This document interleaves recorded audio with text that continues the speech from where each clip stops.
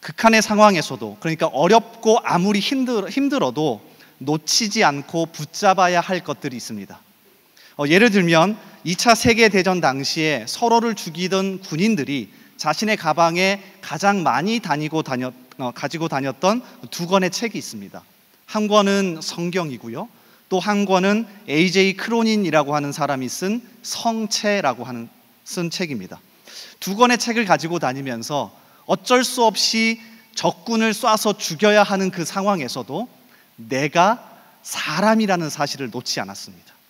성경을 보면서 그래, 하나님이 우리를 만드셨지 라고 하는 사실을 기억했고요, 성체라고 하는 책을 보면서 그래, 나도 다른 사람을 위하는 사람이었지 라고 하는 것을 놓지 않고 붙잡았습니다. 그렇지 않으면 미치기 쉬운 게 전쟁터니까요. 저희 아들에게도 그런 것이 하나 있습니다. 둘째 아이인데요, 둘째들은 왜 이렇게 눈치가 빠른지 모릅니다.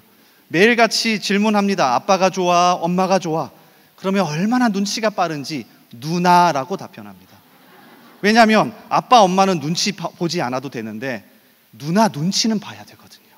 그래서 질문합니다. 뭐가 좋아? 누나가 좋아야? 다 누나라고 이야기합니다. 그런데 마지막 하나, 목에 칼이 들어와도 놓지 않는 게 하나 있는데요, 기차입니다. 요새 기차에 빠져서 기차를 얼마나 좋아하는지, 누나가 좋아? 기차가 좋아? 이거 기차라고 하면 누나한테 죽거든요. 그런데도 기차라고 합니다. 그만큼 목에 칼이 들어와도 놓지 않고 붙잡고 있는 게 우리 아들에게도 있더라고요. 오늘 본문 말씀은 사실 이러한 것에 관한 이야기입니다. 나오미가 등장합니다. 근데 나오미가 정말로 아무리 힘들어도, 정말 극한의 상황에 있더라도 붙잡고 있었던 것, 놓치지 않았던 것들에 관한 이야기예요. 룻기 1장은 나오미의 가족이 정말 절망 속에 들어가는 것으로 시작합니다. 두 아들 그리고 남편이 죽어버렸습니다. 여러분 한번 생각해 보십시오. 아들이 둘이 있었는데 타지에 가서 다 죽었고요, 남편이 한 명이겠죠. 한 명 있었는데 죽어버렸습니다. 그래서 룻기 1장 5절이 이렇게 표현합니다. 말론과 기럧 두 사람이 다 죽고 그 여인은 두 아들과 남편의 뒤에 남았더라. 얼마나 처량합니까? 그런데 이어지는 6절에 보면 이 상황을 반전시키시고 이 상황을 역전시키시는 분은 하나님입니다. 6절을 보실래요? 그 여인이 모압 지방에서 여호와께서 자기 백성을 돌보시사 그들에게 양식을 주셨다 함을 듣고 이에 두 며느리와 함께 일어나 모압 지방에서 돌아오려 하여. 하나님이 이 상황을 역전시키셨습니다. 자, 그런데 더 중요한 것, 나오미 역시 이 어려운 상황에서도 하나님이 은혜 주시기까지 놓치지 않고 붙잡고 있었던 두 가지가 있어요. 이 두 가지를 오늘 저녁에 함께 나눌 텐데요, 저와 여러분에게 큰 힘이 되기를 소원합니다. 우리가 살다 보면 어렵고 힘들 때가 참 많지 않습니까? 그래도 그 상황에서도 놓치지 않고 붙잡아야 할 이 두 가지를 살펴보면서 저와 여러분의 삶 가운데 하나님의 은혜가 풍성하기를 주님의 이름으로 소원합니다. 자, 첫 번째, 나오미가 첫 번째로 놓치지 않고 붙잡고 있었던 건 인격의 향기입니다. 인격의 향기예요. 상황이 어려워지면 사람이 가장 잘 안 되는 게 인격의 향기를 내는 겁니다. 여러분 언제 큰 소리 치십니까?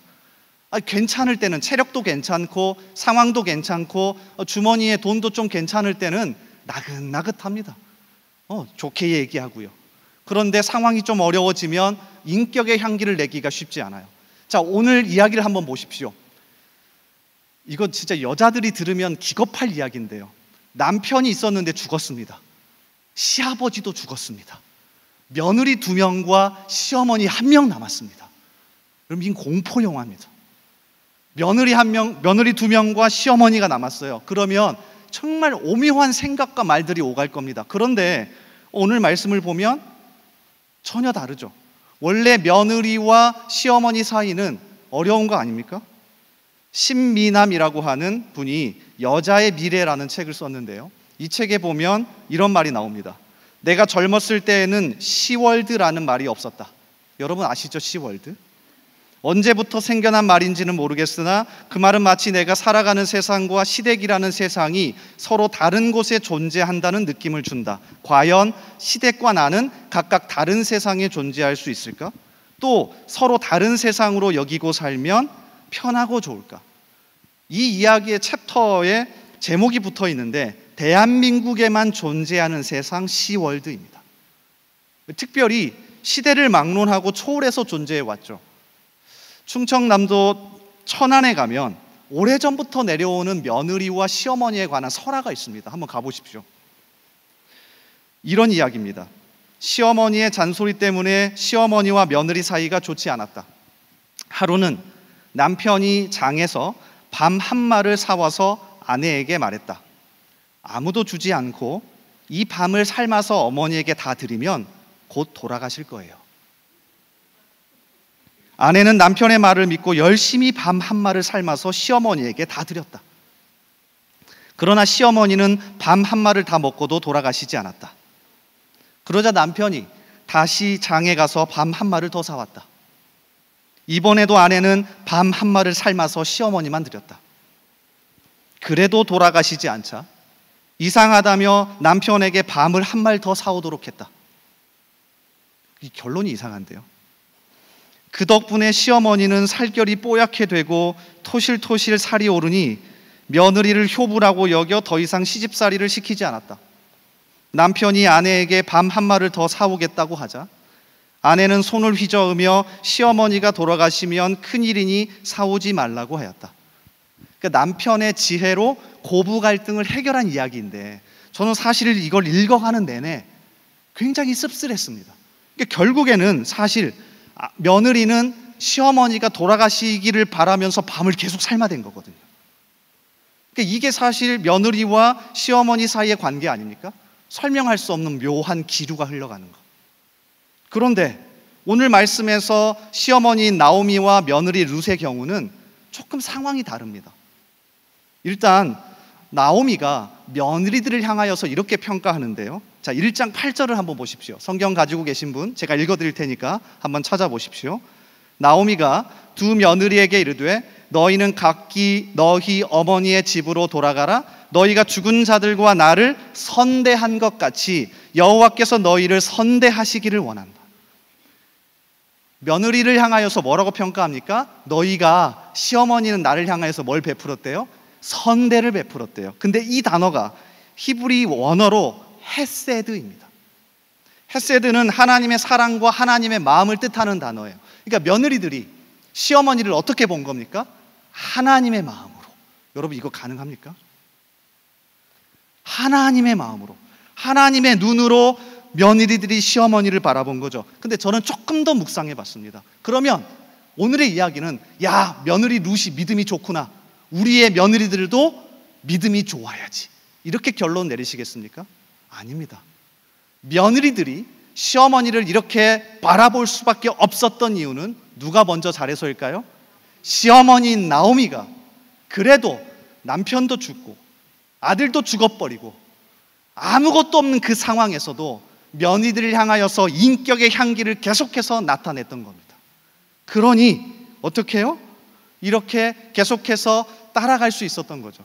이게 사람의 마음이요, 참 간사한 게 여기에서 은혜 받아도 딱 밖에 나가서 비인격적인 사람을 보면 금세 마음이 달라집니다. 그게 사람입니다. 공지영 씨 아십니까? 3번이나 결혼하고 3번이나 이혼한 대단하신 분인데, 이분이 두 번째 남편이 죽었을 때 두 번째 남편이 자신을 정말 많이 괴롭혔대요. 그래서 이혼을 했는데 그가 죽자 용서하려고 장례식장에 찾아갔답니다. 대단한 사람이죠. 그리고 그때의 심정을 빗방울처럼 나는 혼자였다라고 하는 책에 써놨는데요. 자, 이렇게 돼 있어요.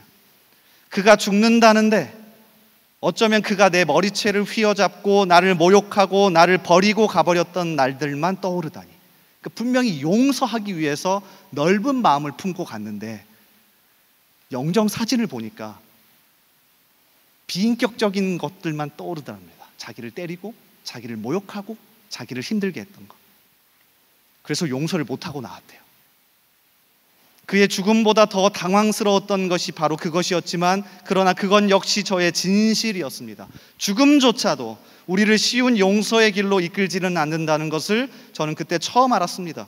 인간의 기억이란 이토록 끈질기며 이기적이란 것도 깨달았습니다. 그 다음 말이 중요해요. 그래서 인격적인 관계가 중요합니다. 나오미가 정말 힘든 상황에서도 내리사랑, 며느리들을 향하여서 그래, 그래도 내가 어른이니까, 내가 시어머니니까 너희도 얼마나 힘들겠니? 남편 죽어버리고 나도 남편 잃었는데 너 얼마나 힘들겠니? 하며 인격의 향기를 계속해서 내보내고 있었던 거죠. 오늘 말씀 보십시오. 17절 보세요. 어머니께서 죽으시는 곳에서 나도 죽어 거기 묻힐 것이라. 만일 내가 죽는 일 외에 어머니를 떠나면 여호와께서 내게 벌을 내리시고 더 내리시기를 원하다이다 하는지라. 대단하지 않습니까? 아마 여기 아들을 둔 아직 결혼하지 않은 어머니들은 이런 며느리 없는지 불을 켜고 찾아다니실 겁니다. 제가 장담합니다. 없습니다. 여러분이 그런 시어머니가 되지 않은 이상 없습니다. 오늘 말씀은 그 이야기를 하는 겁니다. 지난주에 담임 목사님께서 사랑의 목장에 이런 글도 쓰셨죠. 내리사랑은 있어도 치사랑은 없다.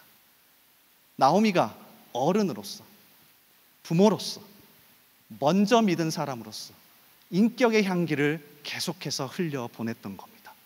우리 이거 놓치시면 안 됩니다. 여기 서 있는 저부터 마찬가지고요. 우리가 우리 자녀들에게, 우리 다음 세대에게, 우리 청년들에게, 우리 후배들에게 계속해서 인격의 향기를 나타내셔야 돼요. 한 목사님의 솔직한 고백을 제가 가져왔습니다. 굉장히 큰 교회 담임 목사님이신데 이렇게 글을 쓰셨더라고요. 나는 내가 목사라는 이유만으로도 우리 아이들에게 참 미안한 마음이 든다. 오늘 이 시대에 목사 아버지를 둔다는 것이 얼마나 힘든 일인지 다들 짐작할 수 있지 않은가? 우리 시대의 현실은 자기 아버지가 목사라고 했을 때 부러움을 사기는커녕 왕따 당하지 않은 것만으로도 다행이라고 여길 정도로 삭막하다. 이런 현실이기 때문에 나는 늘 이런 꿈을 꾼다. 아버지가 목사라는 이유만으로 비웃음과 손가락질을 당하는 것이 아니라 아이들 마음 중심으로부터 부러움을 사는 그런 세상을 말이다. 또 그렇기 때문에 나는 우리 아이들에게 부끄럽지 않은 아버지가 되려는 꿈이 있다. 우리 아이들이 봤을 때 그야말로 그리스도의 향기가 드러나는 목사 아버지가 되고 싶다. 인격의 향기가 나는 목사 아버지가 되고 싶다. 뿐만 아니라 예수를 믿는 모두에게 권하고 싶다. 우리 자녀들과 며느리들, 사위들에게, 후배들에게 하나님을 믿는 사람으로서 인격의 향기가 흘러가야 한다. 5월은 특별히 가정의 달이죠. 우리가 부모라면, 우리가 혹시 먼저 믿은 선배라면, 우리가 어른이라면 주변 사람들을 향하여서 그리스도의 인격의 향기를 먼저 나타낼 수 있기를, 이것만큼은 우리가 놓지 않기를, 붙잡고 있기를 주님의 이름으로 소원합니다. 자, 그런가 하면 두 번째, 나오미가 놓지 않았던, 붙잡고 있었던 두 번째는 믿음의 향기입니다. 자, 생각해 보십시오. 모압 땅에 갔습니다. 모압은 처음부터 하나님을 믿는 곳이 아닙니다. 그모스라고 하는 이방 신을 섬기는 나라예요. 그런데 어떻게 며느리들이, 특별히 룻이 하나님을 믿을 수 있었을까요? 자, 누가 가르쳐 주었을까요? 아마 나오미가, 아니면 남편이, 아니면 시아버지가, 누군가가 믿음을 전수해 주었을 겁니다. 룻기 1장 16절 말씀을 한번 보십시오. 룻이 이렇게 다시 고백합니다. 룻이 이르되 내게 어머니를 떠나며 어머니를 따르지 말고 돌아가라. 강권하지 마옵소서. 어머니께서 가시는 곳에 나도 가고 어머니께서 머무시는 곳에서 나도 머물겠나이다. 어머니의 백성이 나의 백성이 되고 어머니의 하나님이 나의 하나님이 되시리니. 그러니까 여기에서 힌트를 얻을 수 있는 건 아마 나오미의 삶을 통해 믿음의 향기가 전해진 것으로 보입니다. 신앙은 전수입니다. 나 홀로 신앙이 아닙니다. 갑자기 하늘에서 지나가고 있는데 나타나서 너 예수 믿어라 라고 하지 않습니다. 물론 특별한 경우도 있겠지만 대다수는 부모가 자녀에게, 선배가 후배에게, 이전 세대가 그 다음 세대로 믿음을 전해줍니다.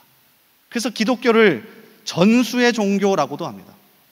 출애굽기 말씀에 보면 모세에게 하나님은 자신을 이렇게 표현하시는데요. 이 문구가 구약 성경에 자주 등장해요.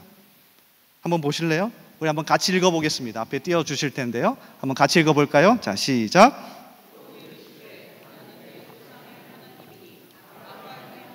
이삭의 하나님, 야곱의 하나님이니라. 아멘. 파스칼이 팡세라는 책에서 이 문구를 이용하는데요. 아브라함의 하나님, 이삭의 하나님, 야곱의 하나님. 그러니 무슨 말입니까? 아브라함이 믿었던 하나님이 누구에게요? 아들 이삭에게 전수됩니다. 이삭이 믿었던 하나님이 누구에게요? 자신의 아들 야곱에게 전수됩니다. 그러니까 이걸 보여주는 겁니다. 그러니까 우리가 극한의 상황에서도 놓지 않고 붙잡아야 할 건 믿음의 향기입니다. 주변 사람들에게 믿음을 계속해서 전해 주셔야 합니다. 이제 더 중요한 건 있습니다. 단순하게 나오미가 삶을 통해서 또는 이 믿음의 향기를 통해서 믿음을 전수한 게 아닙니다. 철저하게 성경에 기반한 믿음을 가르쳤습니다. 이게 중요합니다. 자, 오늘 말씀 16절 정말 중요한데 한번 다시 읽어보겠습니다. 자, 띄워주세요. 우리 한 목소리로 16절 말씀을 같이 읽어봅니다. 자, 시작. 룻이 이르되 내게 어머니를 떠나며 어머니를 따르지 말고 돌아가라 강권하지 마옵소서. 어머니께서 가시는 곳에 나도 가고 어머니께서 머무시는 곳에서 나도 머물겠나이다. 어머니의 백성이 나의 백성이 되고 어머니의 하나님이 나의 하나님이 되시리니. 아멘. 제가 일부러 숫자 3개를 표시해 놓았습니다. 룻이 자신의 신앙을 고백하는데 단순한 신앙 고백이 아니라 성경에 기초하고 있습니다. 볼게요. 어머니께서 가시는 곳에 나도 가고 어머니께서 머무시는 곳에서 나도 머물겠나이다. 땅에 관한 거죠. 장소.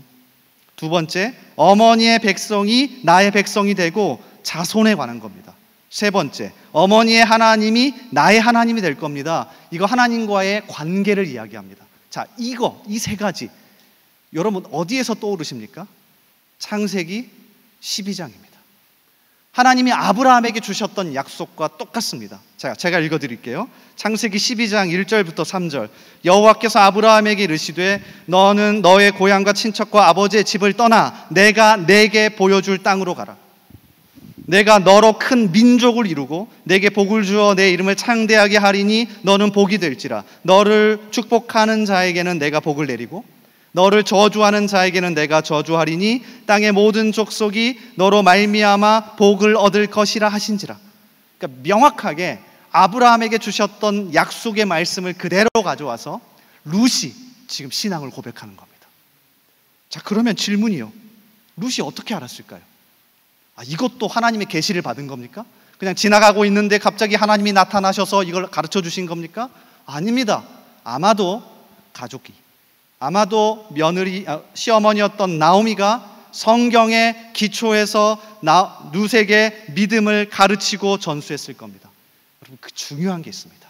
그래서 흔들리지 않습니다. 감정적인 부분에서 끝나지 않습니다. 단순하게 저 어머니가 믿는 하나님 좋으니 나도 믿어보자가 아닙니다.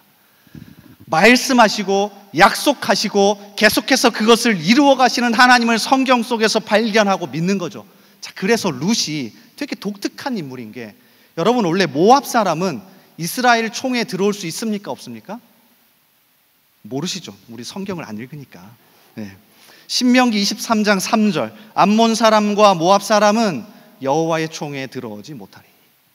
알았을 겁니다, 이 말씀. 그런데도 룻에게는 믿음이 있습니다.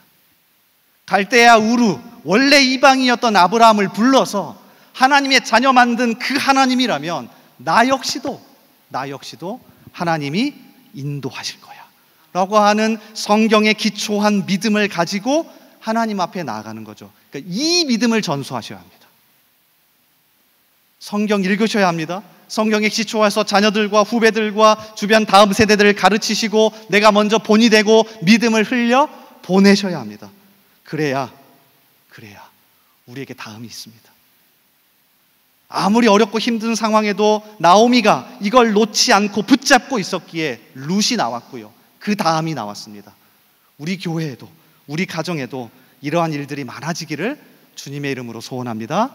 2가지 기억나십니까? 첫 번째, 인격의 향기. 여러분 좋은 부모, 좋은 선배, 좋은 어른 되어 주십시오. 2번째, 믿음의 향기. 삶의 본도 되어야 하시겠지만 성경의 기초에서 성경적 가치관을 가르치십시오. 성경의 기초에서 믿음을 전수해 주십시오. 이러한 사람들 될 수 있기를, 저와 여러분 되기를 주님의 이름으로 간절히 소원하고 축복합니다.